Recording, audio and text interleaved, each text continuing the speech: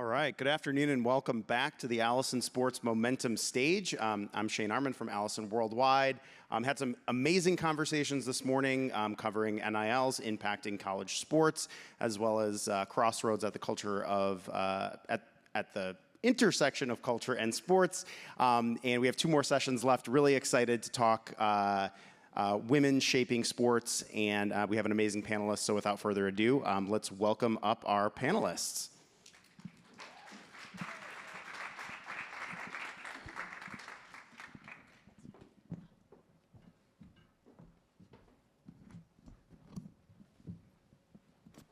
Okay, hi everyone.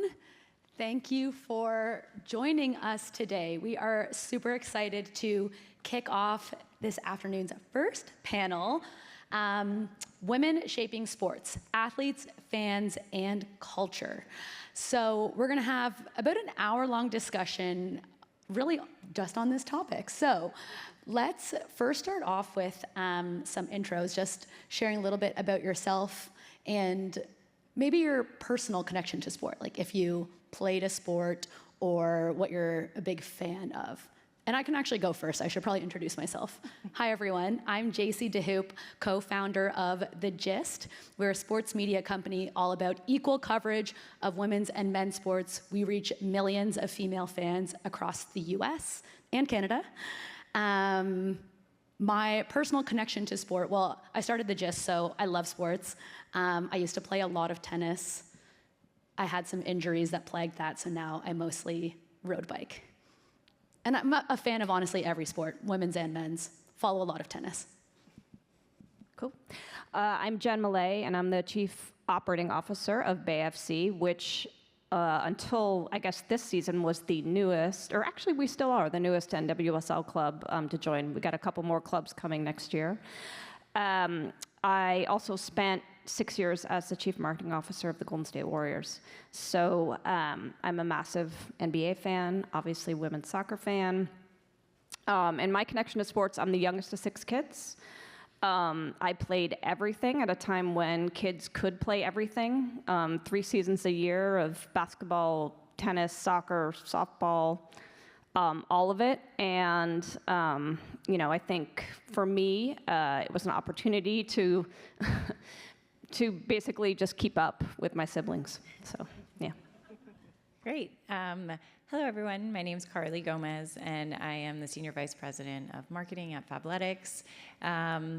My connection to sports, so I grew up playing sports, started playing soccer when I was quite young, and when I went to high school, played soccer and moved into field hockey, which I loved, played into college, and then, you know, kept playing as an adult, you know, continued to move my body today, because I think that movement and fitness is such an important part of our overall health, both physical and mental.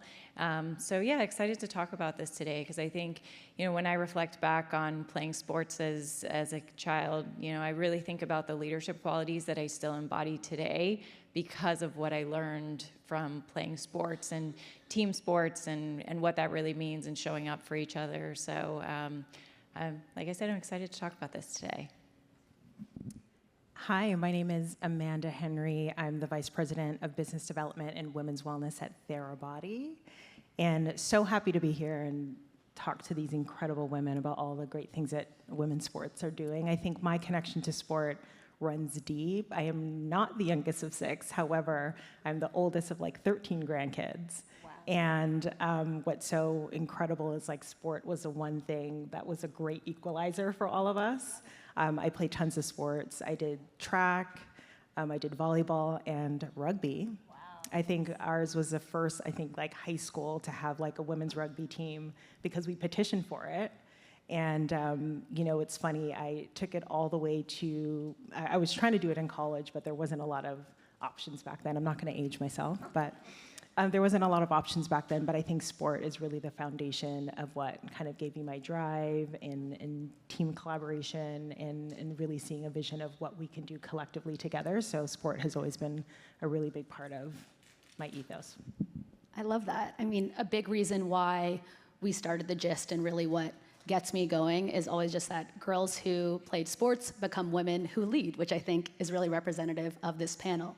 So we have a few different kind of diverse perspectives, myself from a media side of things, from a new kind of team on the NWSL side of things, then from an athletic apparel kind of space, which we see so much opportunity in, and then Therabody as well from a more like performance and recovery standpoint. So we're gonna talk about a lot of things today, but I think I want to start off with a bit of context setting, because all of us have really seen and been a participant in sports from a young age, but really 2024 has been just an absolute blockbuster year. I'm curious if anyone in the audience knows what the most watched basketball game was last year.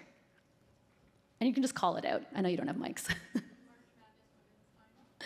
Exactly. The NCAA Women's Championship game peaked at 24 million viewers. That is the most watched basketball game, college or pro, women's or men's, in the last 5 years. And just to put that in perspective, the World Series between New York and LA, so two massive markets, didn't even come close to those numbers. So that just alone, that number shows you just this real cultural shift that we're in the midst of.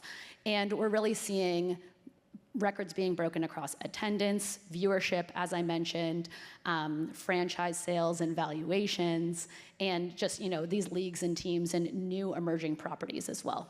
It's also trickling down to the sponsorships and revenue side of things. Sponsorship deals in women's sports grew 12% year over year, which outpaced the men's side, which grew 8%. We're seeing a lot of brands who are endemic to sports, like a Nike, show up in really big, splashy ways, but we're also seeing a lot of new entrants from a sponsorships perspective. I know our friends at Bumble are here who are engaging around the W. Sephora, we're seeing a ton of beauty brands kind of enter the space. So there's a lot more money kind of coming into the women's sports space as well.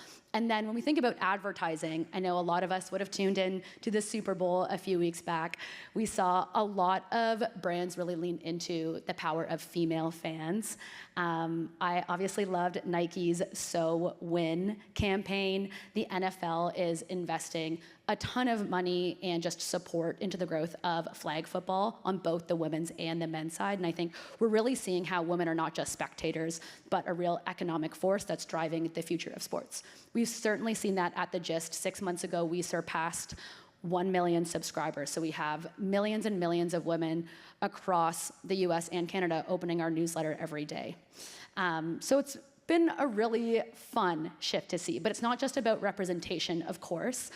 It's also about investment and really the dollars flowing. I think a lot of studies are now showing that female fans are this huge untapped market that has really massive growth potential for the entire sports industry.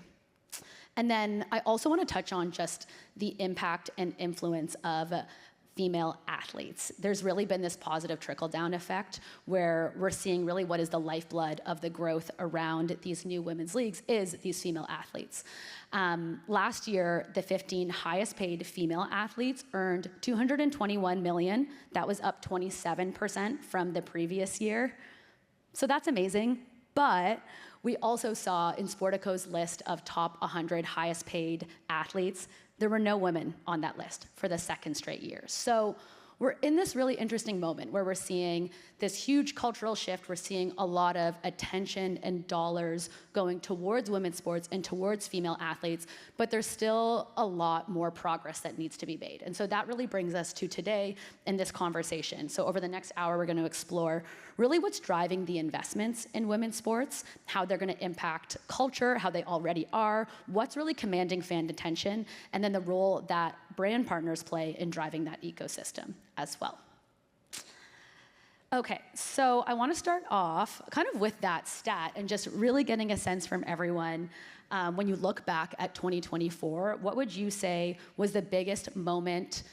It could be in women's sports or women in sports. So we will open that up, but the biggest moment from the last year, and then your prediction for what will be the biggest moment in the next 12 months. So like what's going to be the biggest headline or storyline that people should be paying attention to? Jen, why don't we start with you? Okay. So I think for me, the biggest moment, or it might be even multiple moments, is just seeing these valuations for women's franchises trading at these numbers. When you see what Angel City, sold for in the last year, which was what, 150? It's 150 million or 250 million? I don't know. 250. 250.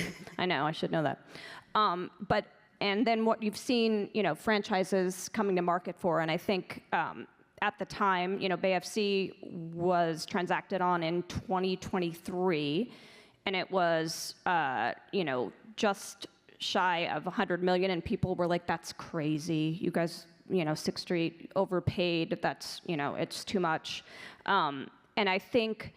Not that the money is what matters in women's sports, but I think it's just the credibility of what it signals. And what it signals is this is where this next generation of fans is really growing and rising, and the stickiness that women's sports, has for audiences and its ability to grow. And so I think for me, just sort of seeing the investment, not just from ownership groups, but from brands, seeing the excitement around the product, and it's just been incredible.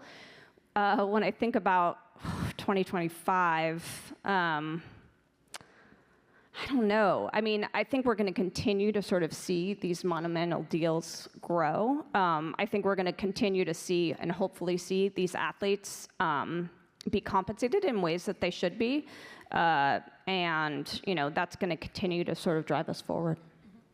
Love that. Carly, what do you think? Yeah, great. So for me, I felt like a really big moment was seeing the Women's World Cup, the women's soccer team take the gold in Paris last summer.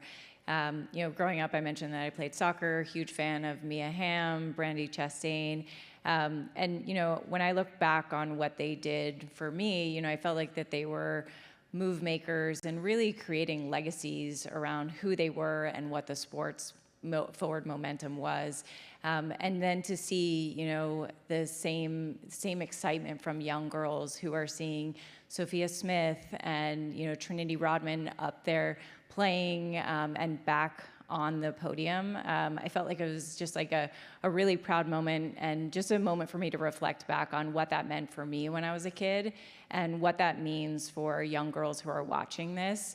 Because I think whether or not it's in the business space or in sports, you do have to see it to be it, and to be able to see women on the, standing on the podium on the biggest stage in the world for sports, it was pretty incredible to see them back there. So that's as I reflected on 24. When I think about 25 and beyond, obviously this is a movement that's, has so much momentum behind it and is something that we're going to continue to see push forward.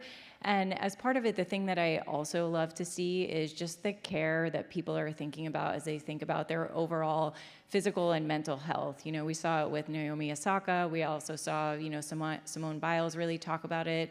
And I think that that's such a huge piece of women moving forward in sports, is making sure that they're also taking care of themselves. Recovery, making sure that positive mental health is a part of what they're doing, I think is just going to be, a continued conversation, and how they think about within the space of competitive sport, how they think about taking breaks and taking downtime to ultimately propel them forward. So I think that that's going to be a big conversation, and hopefully one that, athletes, brands, franchises continue to support and push forward. To piggyback off taking care of yourself, I'm always biased about self-care. I mean, every single thing that you mentioned, even in the intro, it was a monumental year for women's sports, and I think it's only going to grow. For me, the biggest kind of plot twist was the Women's Tennis Association, and that incredible, monumental shift that they made to offer paid leave, maternal leave for top tennis athletes, and access to potential fertility. I think that is a huge precedent for women's sports. I think no longer are the days of just women trying to fit into this box, but the sport is actually trying to expand with them. I think it's a real great testament to show, okay, as an athlete, you don't need to decide between your career and starting a family. you can do both and you are supported by your organization. And I think that is a huge, huge shift that a lot of leagues and teams, I think, are going to take suit after that. So I thought that announcement this year was huge. Talking about self-care, I think that is a huge way to keep the sport growing, making sure that we're really taking care of the women behind the sport. And then thinking about what's next, I feel like, endorsements and deals are going to get bigger and badder. I mean, badder in the best way possible. I think they're just going to get really creative. I mean, look at Skims and the NBA. I think we're going to get a lot of really great consumer brands really doubling down in women's sport, and those deals are really going to help the eyeballs in terms of distribution and really elevating the sport in a way that we haven't seen before. So I think brands are going to start to collectively be fighting over brands. I love your prediction. And now it is so, right? Well, on that note, Jen, I want to bring it back to you and the NWSL being a new team. Obviously, I think the headlines have shown the NWSL is really thriving. I think like the landmark media partnerships, the NWSL also led the all women's leagues with a 19% increase in sponsorship deals year over year. And you mentioned already some of the valuations. So Angel City FC, yes, is at 250 million, which is just a mind-boggling number. San Diego Wave was 113 million.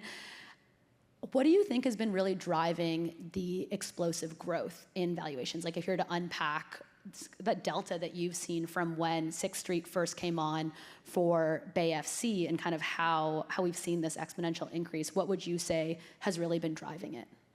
Yeah, I mean, I think there's been tremendous work, for NWSL for decades, right? Trying to foster this league, keep it alive, get it to the point where it was going to meet fans where they were. And I think what we have seen and what we saw at Bay, before we had even announced a player,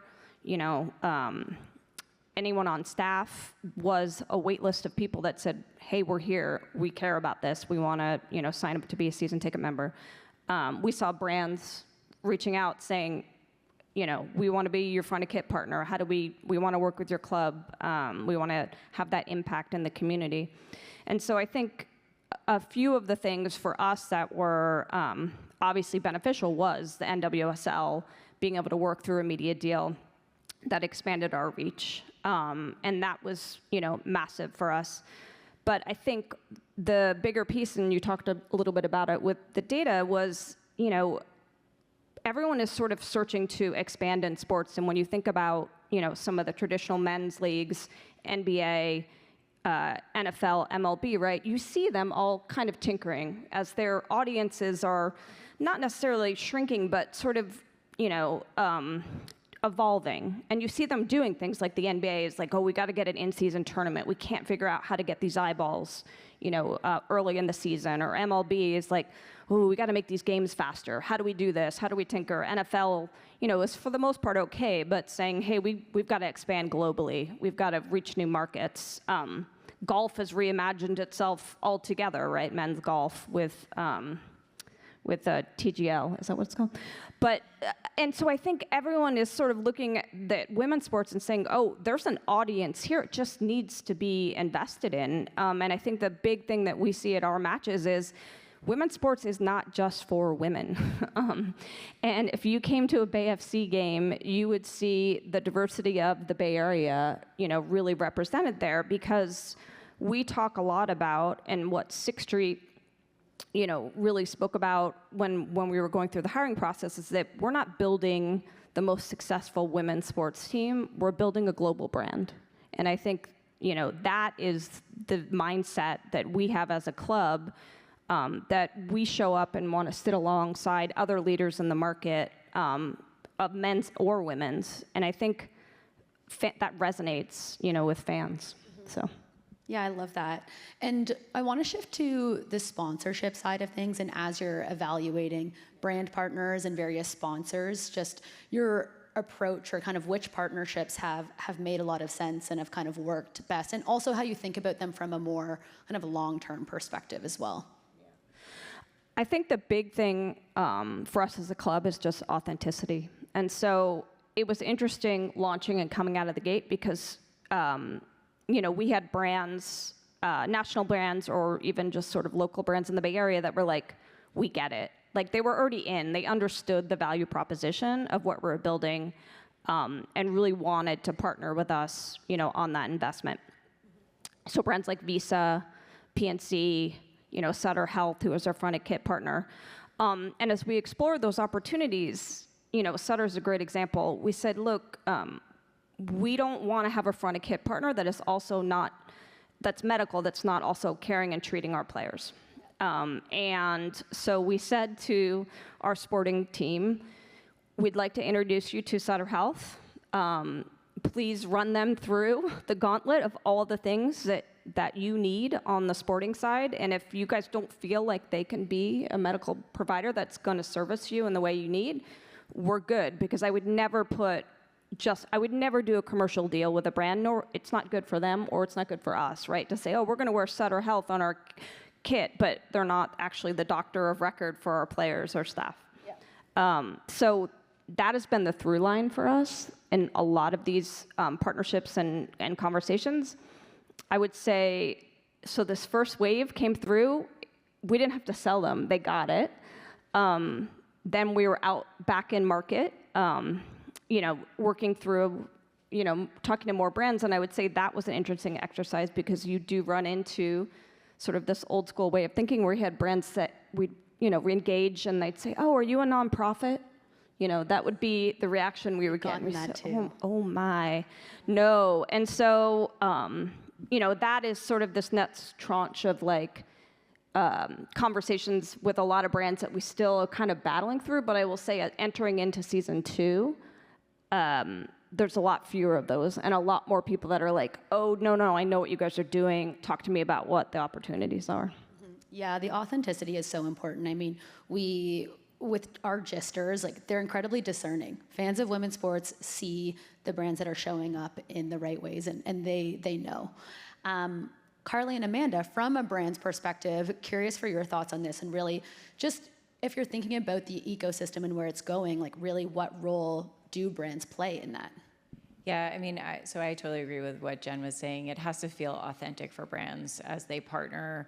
And, I think one of the opportunities that brands have, through dollars is really the amplification of. So, in Jen's case, it's the amplification of the Bay FC. In other situations, it's the amplification of female athletes. And, there's an example that I have is, we just recently partnered with Becky G, who many people know as a global superstar. She's an amazing singer. She's also she's a co-owner of Angel City, the Angel City FC.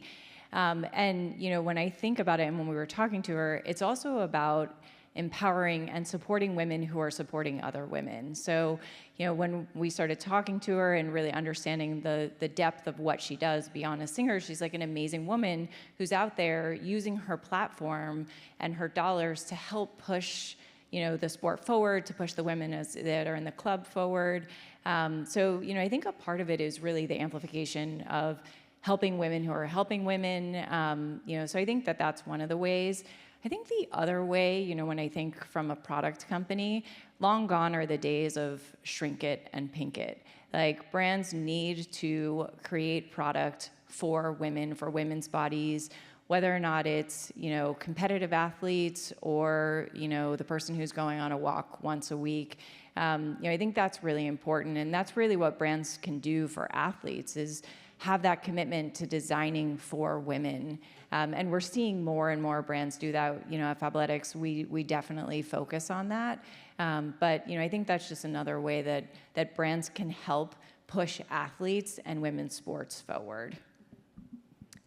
Yeah, I think gone are the days of, brands just being sponsors. I really feel like they're co-creators. They are ambassadors. They're the ones that are going to push it forward. So I think it would be incumbent on brands to really co-create with the brand or league or athlete that you're working with and really, really be authentic to what is valuable to them. The biggest thing also is to add value. I think, as Jen was saying earlier, you're not going to work with a brand that is not connected through the ecosystem of what you're doing and just take their dollars. I think brands and people are so literate. They're so literate to like, okay, this is just like a slap sticker on this particular brand versus like, oh, okay, they're interwoven into the ethos of who they are. They're really in the community. They're showing up in places that they should be showing up. They're not just showing up at All-Star Weekend and then disappearing. It's like they are here for the long haul. And I think long-term investment. I think if brands really want to get into this space, they have to think about this long-term, because us as sponsors are going to help the league thrive. And I think if we are invested in women's sports the way we are invested in men's sports equally, that's the only way that we really have a future to continue the momentum that's been happening in women's sports. Yeah, absolutely. And Amanda, I want to continue on that, because a specific example that really brings that to life is your global wellness partnership with Manchester United, which is both with the men's club and the women's club. Can you speak a little bit more to how that partnership kind of came about, and specifically the decision to invest and support both the men's and women's clubs? Yeah, again, referencing what Jen said, a lot of our partnerships come from our organic integration. Our founder, Dr. Jason Worsland, has a ton of incredible relationships with team physios, athletic trainers, and they were already using our products. They were already fans of the brand and really invested in the health of their athletes. So when it came to inking the deal, and this was the first deal of its kind, this is the first recovery wellness partnership they have ever done, because they just saw the value in making sure that they wanted to bring in the best wellness technology for their athletes, no matter if it was men or women. And for us, it was a no-brainer. We weren't looking like, oh, we have a women's team, let's do it for them as well. We were like, we want to provide these solutions for all of your athletes. And they were on board because they understand the health of their athletes is what keeps the league alive.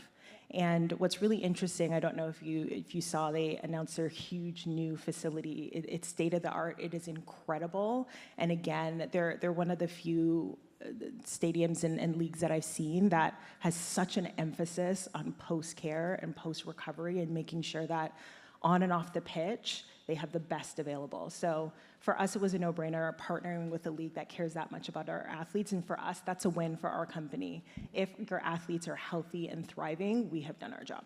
I love that. And then was it similar for Unrivaled, and it kind of came about pretty organically?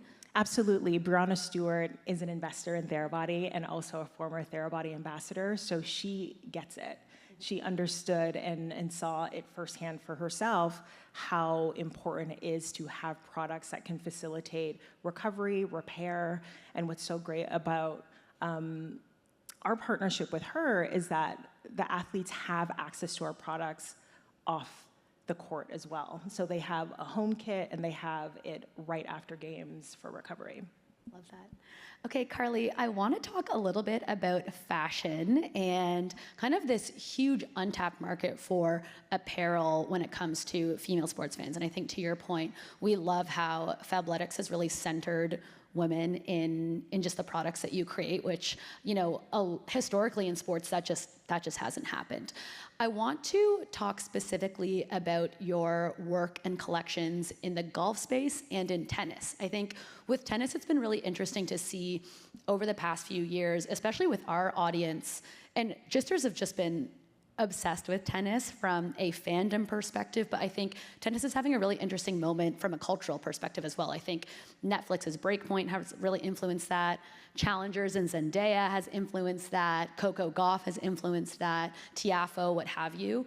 And we're in this time where, tennis apparel is really becoming this fashion statement. And so I want to hear a little bit more about kind of the data points and the decision to get into the tennis space more meaningfully, especially through some of the collaborations and partnerships that y'all have done. And then also on the golf side, which is another one where we're seeing with our audience, I wouldn't say explosive growth from a fandom perspective yet, which will come, but more so like Gisters and young women want to play golf. And so I think breaking down some of those barriers in the apparel space are really important to getting more women onto the golf course. And so if you can just speak to kind of the the growth in both of those spaces and why you chose to enter both of those sports. Yeah, of course. Everything that we do always starts with the consumer and understanding what does the consumer need, what are they doing in the gym, what are they doing outside the gym. Fabletics is also a membership program, so we have a ton of data and insights from our members. So it starts there, is what are they doing, what are we seeing them doing, what's happening in culture, and how do we make sure that we're creating products to deliver against what they're looking for. And JC, as you said, we've seen kind of explosive growth in tennis and just participation in golf. I mean, tennis, pickleball. So we really started to look at how to service those sports and create products that not only have a functional performance, but also, look cute, are fashion forward. I feel like if you look good, you play good, you feel good, it gives you confidence. So we're always looking at, what's needed, and then how do we deliver against trends that are happening in the marketplace to deliver the most exciting things for consumers who are playing sports, or playing those specific sports, really any sport. And then in terms of collaborations that we do, we really look, and I think we'll probably say it a couple more times, is like authenticity is key. So, what partnerships feel organic to you? So one of the things that we did with a golf collection we had a couple years ago is that we partnered with Kevin Hart, who is an ambassador and partner within the brand. And we created a collection called the Eagle Collection. And really the intent behind it was, I don't play golf, but I know enough about it to know that getting an eagle is very tough and it takes so much dedication and hard work. And that really embodies who Kevin Hart is as a person. So we're thinking about, let's launch a collection, let's have Kevin Hart be the face of it, and let's tie it back to who he is as a person. Because then, consumers connect the dots. It was also like a pretty cool collection. We made sure to have like little nods to different things that are unique to golf, that people would look at all those unique details. So we're always looking at, how to push the boundaries from a fashion perspective, and then always deliver against the function. And, as you mentioned, tennis, pickleball, golf are just going to continue to grow. So we're going to continue to double down on things. Well, we have some exciting things coming out this summer, specific to golf, that will service both the men's and women's side. And it's just, things that we're constantly monitoring and seeing, what else is out there and what else do we need to create to keep our consumers engaged and happy and, out in the world doing the thing where they're not having to worry about the clothes that they have. I love that. Gisters will be keeping an eye out for the golf launch. I want to talk about purpose and kind of purpose-driven campaigns. And Amanda, I know in January, Therabody announced the Therabody for Her campaign that's really all about supporting women's well-being across 4 key life stages: mental well-being, menstruation, motherhood, and menopause. Can you talk a little bit more about how this kind of campaign came about, what the response has been, and kind of where you want to take it from here? Yeah, absolutely. I think, people look at Therabody as a brand, they're like, wow, this is like a new frontier for Therabody, but not really. Like, we've been, covertly behind the scenes, really thinking about women's health for a long time. In true Therabody fashion, we really didn't want to launch anything until we had some type of research, science-backed evidence to really put claims out there for some of the things that we're trying to do. And we really wanted to focus on the 4 areas, as you mentioned. Really, it's a call to action to really create product innovation, science, and development around the 4 M's. As you said, mental well-being, menstruation, motherhood, and menopause are historically underfunded and under-researched. And again, most of us in this room will go through, if not all, but many of those life stages. And, we had the resources internally to do something about it. What's so incredible about the work that we're doing for Her is we have a grant program.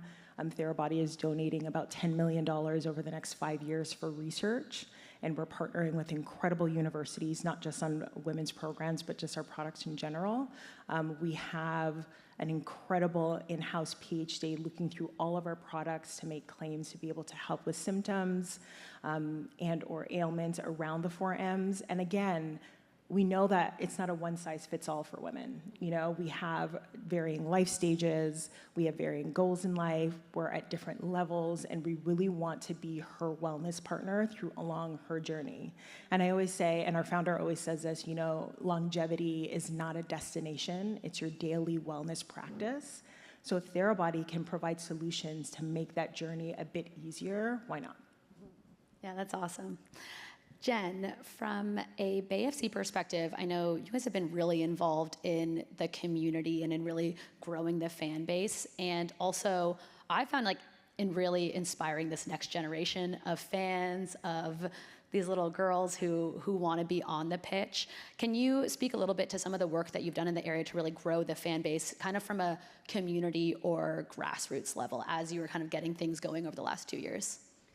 Yeah, I mean, I think it's really the obligation and a duty of any sports team within a market to have a presence and sort of give back, but invest in that market. You know, this is the foundation of your fan base, and I think one of the challenges for an expansion team is you're trying to do so many things at once. You know, you're trying to put a team on the pitch, you're trying to set up a business office, you're trying to cultivate a fan base, but you also, need to sort of respect the area in which you live and understand what are the ways you can positively impact that. So how do you bring your brand together, alongside partners to have that impact? And so Bay FC, Sixth Street is our, primary investor, but we were really founded by four former U.S. women's national team players. And those players really had a vision around improving access to sport for everybody in the Bay Area, but also around female leadership. And so, as we got started this year, we've really used those two things as the platforms for, our community programming. And so this first year, we spent a lot of time bringing together like the introduction of this team and our players with community in the form of like clinics. So making sure, again, this access to sport, having groups come out and just be physically active, getting to also engage with our players in that way in the pursuit of that. And, making sure, I think in the Bay Area in particular, that we were hitting all the pockets, right? Because, I think we wanted to make sure the East Bay felt as connected to the club as the South Bay, as the city itself. And so that was a big priority for us. I think the second really was this idea of girls and female leadership. And so putting together not just like the physical activity pieces for kids, but also starting to build, a curriculum and having a forum for girls to talk through like what are the leadership challenges that they face? How do we invest in that?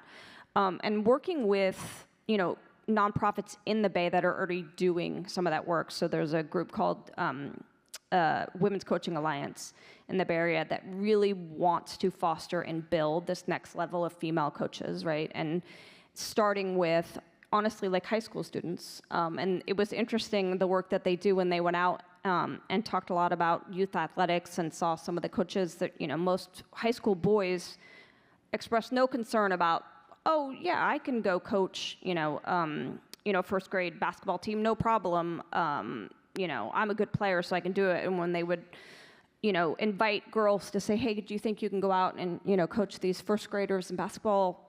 They'd be like, oh, no, I don't have enough experience, right? I couldn't take that on. And so, it's just interesting to see when you're making this investment, especially in young girls, and showing them, you are a leader. And sometimes they just need to hear it. I think we all need to hear it. And so those are really the two areas we've been trying to champion in the first year, and we'll continue to push, in the second. Yeah, that's awesome. I think, so many of us fall in love with sports at a very young age, and it is at that local level. And sports, the reality is that they are such a localized experience. And so, yeah, the work you all are doing is pretty special. And I think also really helpful for some other expansion teams across various leagues and some of the new leagues popping up across women's sports to take note of, too, in terms of just like the numbers that you all have had over the last 2 years have been really impressive. I want to switch gears to more of the media coverage content side of things. I know really we started the Gist because we wanted to see more media and content around these female athletes, around women's sports, more places and spaces for female fans to connect and grow in their fandom. I think when it comes to sports, it really is the content and storytelling that drives fandom. That is such a big part of it. We've been all about changing the game in what has historically been a very male-dominated space where less than 15% of sports journalists are women and less than 5% of sports content and coverage is actually dedicated to female athletes. And while we've seen those numbers grow, it's been frankly like quite incrementally over the last few years, despite all of this attention and investment and these larger valuations. That coverage is still just not quite there. So I'd love to just get from each of your vantage points kind of do you see this tide shifting? Are you seeing more opportunities to invest more on the content and media side? And then also just like what you would say needs to improve so that marketers and brands can really contribute at a more meaningful level to the growth of women's sports from a content and media perspective. I'm happy to go because this is the thing for me. So it was interesting. I think it was last month. Google made this switch. I don't know if people read this or saw this, but previously, if you went to Google and were trying to look up an EPL club and find out when they were playing, or just any content about an EPL club, it would default to the men's team, and you would have to go in and just be like, wait, but I don't, and it's very confusing also. They literally have the same names, so it's a struggle for a fan of the women's club to be able to seek out the information. And so Google made the switch last month. It's super minor. They just said they just didn't default to the men's setting anymore, right? And it seems so simple, but it's so impactful. And so I think it's little things like that that are going to help us, get the content in front of people that actually want to see it. When you talked about March Madness and the ratings, I mean, incredible, right? But a big piece of that was we didn't make people hunt for it. We put it in a place where they could easily find it. And if you do that, the fans are going to meet you there. And so I think for us, some of the challenges that we still face right now are, for our matches, we typically won't get, a beat writer in our market to do a recap of our match. ESPN will do like an AI recap. And I'm talking about like, hey, this many passes and they look good on defense. What we typically get, what people will write about are just like lifestyle pieces or controversy, right? This is the content in the market that we get coverage on of like, oh, isn't this great? This woman's a professional player and she's also a mom. Isn't that amazing? It's like, wait, but, and so I think we've got to like shift away from, those types of narratives. And I think the thing that is going to be the biggest game changer for us is, we have an amazing media deal now, but I think NWSL was really smart in that, when they signed this deal, they said 3 years because we know we want to meet the market where it is at the end of this term and hopefully get to, this next level. And how do we make it so our matches are more easily discoverable for fans, that we remove that friction so they can get right to that content? And I think like that's the next big step. And how do we partner with like technology brands, broadcasters, media to help us do that? So. Yeah, what I would say is, consumers whether or not they're fans or they're participants in, everybody really wants to be entertained. And so I think creating rich storytelling around athletes, around clubs, as brands partner is a huge piece of, this being amplified from a media perspective. So whether or not, you're running ads or creating specific social content, I think like that rich storytelling and through line is really important. And the connection between the athlete and the brand is really important, and understanding what that connection is and allowing the person who you're highlighting's personality and voice to come through louder than that of the brand. And Amanda mentioned this too, is like it's co-creation, like feeling like it's not just a brand slapping their logo on something, that there truly is a story there to tell. And you're hearing the story of the athlete, but you're also hearing the story of the brand. So, if it's a product campaign, like, why does this athlete wear this product? Like, what are they doing in this product? What does it deliver for them? Because that's a story people want to hear. And then the other piece of it, I would say, is just from a brand perspective, it's leaning in and really understanding a lot, especially if you're working with young athletes, their priority is their sport. They are not an influencer. They're mostly not an actress. They're not always comfortable in front of the camera. So giving the athletes or whoever you're partnering with the tools for them to be successful. So there's so many tools that brands have at their disposal to help with this. And oftentimes you see something where it's like, oh, we just need you to create content. Just create this 15-second, just create this 30-second. There's also an opportunity to say, let me come and help you do that. Let's create, better content, because then they can amplify it out. They're getting more viewership. So I think it's the onus of the brand to also lean in and help out. This is what we do day in and day out, is create amazing stories. What they do day in and day out is go out and do amazing things, whether or not it's on the soccer field or, whatever sport it is, they're, on the track. We want them to focus on doing that and being the best in that. And so it's really our jobs to lean in and help make sure that when we are creating content, that it is engaging, it is breaking through. I think mine is a combination of both of yours. I think, accessibility and storytelling is huge. Making sure that there's less barriers to entry. Whether I watched a men's game or not, I'm gonna hear it somewhere. You know what I mean? And I feel like it should have that same spray for women's sports. Advertisers really hold the key to pushing it out there. And I think storytelling is key. People connect with people. People connect with their personal story. People connect from where they came from or their struggle or how they got there. I think really building the narrative, not just of them being a woman, but them being an athlete. People love those stories of that's why 30 for 30 is so great. It's like you get so invested. It's like a team that I don't even root for. I'm like rooting for it. After I watch it, I'm like, I need you to win. I saw your season. But I think it's the same thing with women's sports. If we can start invest in real storytelling, make these people whole humans, start pushing out the narrative just as strong as other players, I think that's what builds the fandom, that's what brings the loyalty, that's what brings, the eyeballs to the brand, because, there's, I'm not gonna mention a certain football player and a certain star, that brought a whole nother piece of fandom to football because they were invested in that story. So I think if we start to look at our players and, as you said, co-create with them, think about things that are important to them, that's endemic to their space and their community, and we can really amplify and create great narratives around them.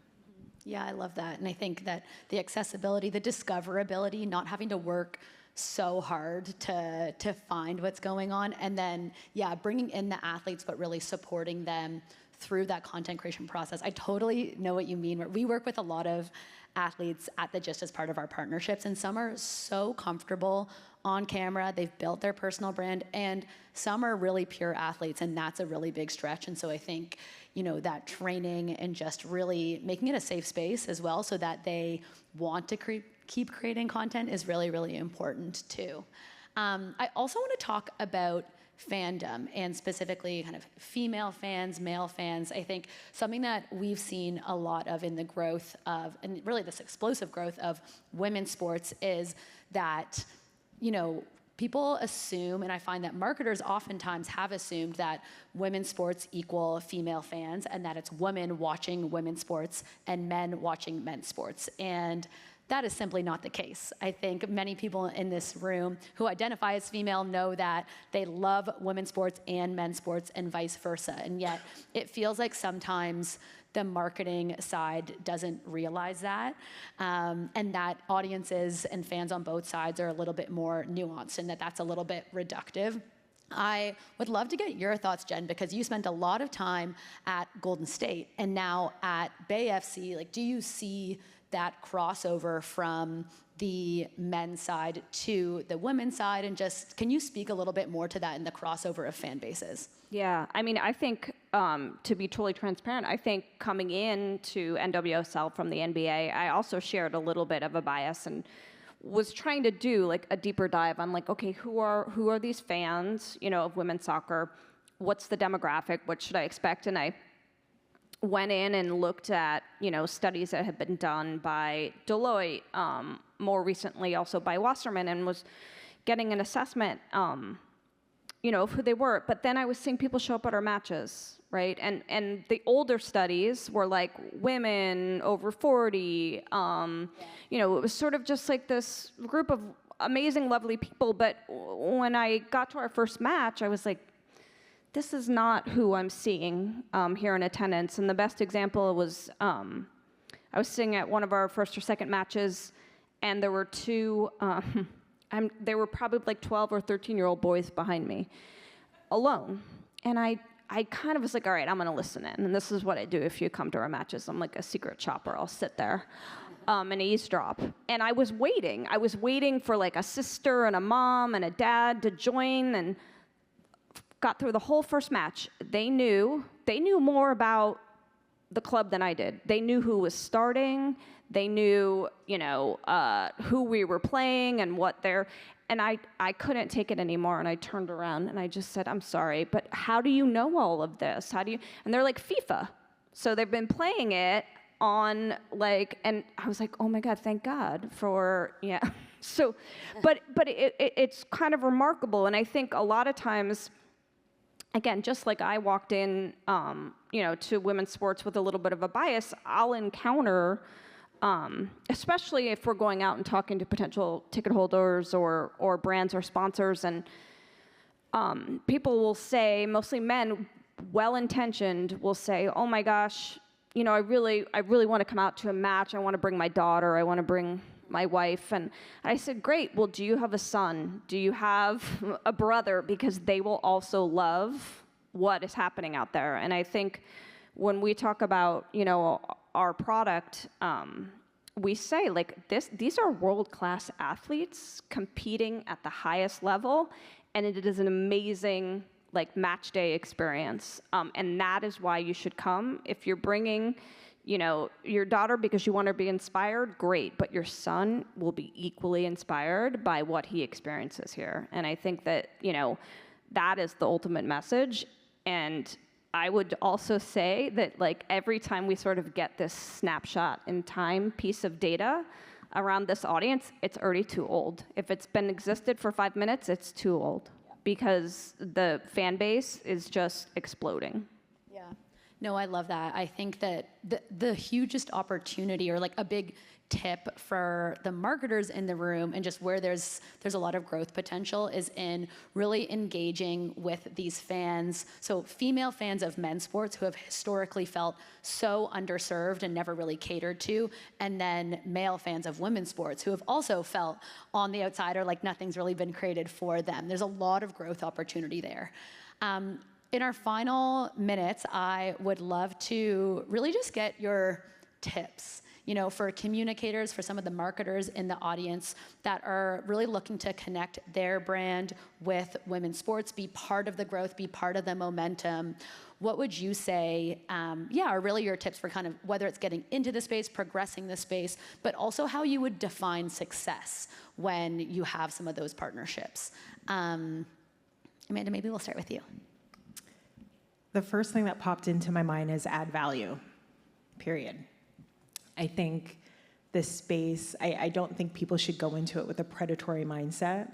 I think women's sports is so hot right now. There's so much opportunity and people are like, let's get in there, but they're not going in there with intentionality. I think add value first, and that will pay dividends later on. I think the second thing is, co-create. Really be a co-creator with your team, with your athlete, with the sport. Be creative and also be malleable, because as you were talking about the fandom changes, things are changing so rapidly in the space. I think it's naive to think the antiquated way that you did with male sports can also work with women's sports. There might be certain things in the playbook that work, but you have to be able to look at the landscape and be creative and expansive and change with the tide. And I think lastly, it's such an exciting moment. And I think the more we can champion, the more we can pay them and equitably, and the more we invest just as much as we do in male sports is really going to make it thrive. Yeah, I love what you said about adding value. I think that is super important, especially as this momentum is so hot. I think brands just want to jump in and just get involved in some way. I think brands need to take a step back and really evaluate what are they in it for. Are they bringing a new audience base? Are they really trying to sell product? Are they trying to do something good for the movement? And then I think that helps to determine what it is they're going to do. And I think when we think about women's sports, we kind of think at the top tier, like, are we going to sponsor an athlete, an Olympic athlete? Are we going to go after a professional team?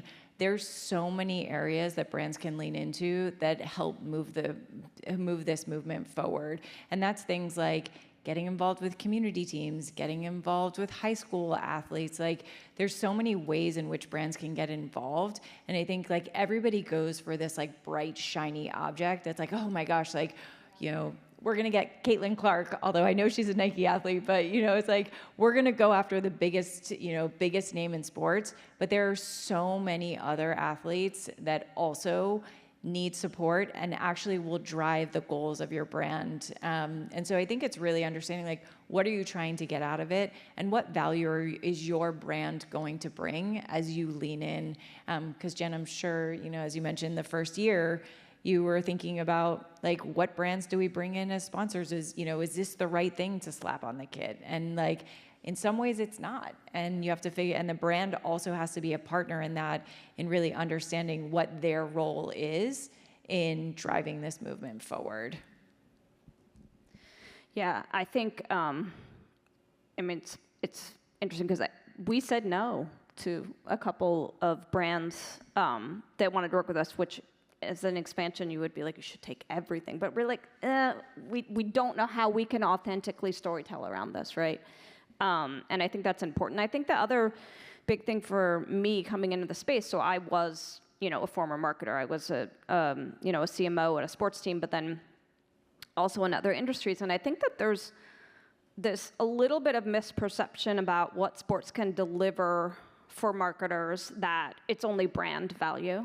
And that there isn't middle funnel or lower funnel opportunities available.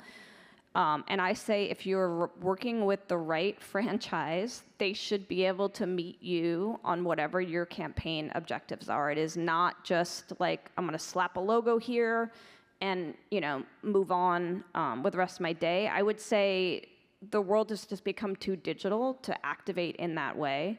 And I think we at Bay FC, but lots of other women's sports franchises also don't, in some sense, it's don't approach sponsorship in the same way. They don't approach it like, well, here's these fixed assets, here's the rate card, take it or leave it. Not that anyone really say it that way, but I think there is much more openness to authentically co-create, as we've been hearing about today, across a number of platforms, whether that's content, whether that's community.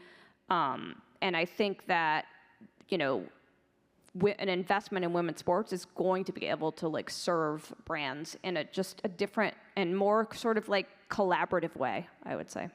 Yeah, I think that some of the the models for measuring success are antiquated and don't necessarily apply to a space that's really growing in just really different ways. And so if you take a longer term approach, are thinking about it from adding value and with authenticity, you're gonna see such long-term potential. And there might not be those tiny quick wins, but you don't need those when you're thinking about the longer term of what kind of brand equity it can really drive. And on that note, we are going to wrap things up. Thank you all so much. This was a really interesting discussion. I appreciate you all joining us today. And a special thank you to South by Southwest and to Allison for having us. Thanks, everyone. Thank you.